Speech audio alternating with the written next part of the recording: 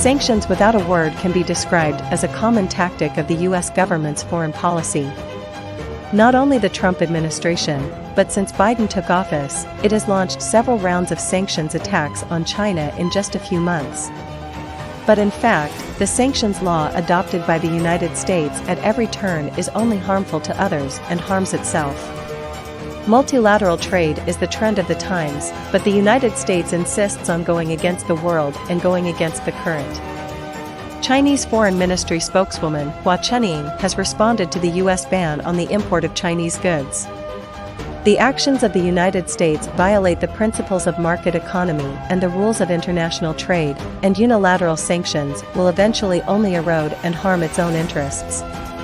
The multiple rounds of U.S. sanctions against China have confirmed that it is the American people who suffer from these harmful actions against others and themselves. On September 26 this year, Wang Wenbin made a speech exposing the numerous crimes behind U.S. sanctions.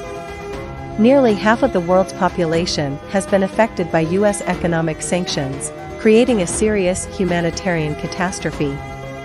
The U.S. government does not even care about its own people, and often uses hegemonism to drive its allies.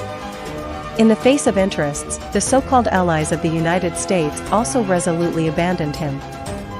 U.S. regulations require any chip maker that uses U.S. equipment not to sell high-end goods and services to China.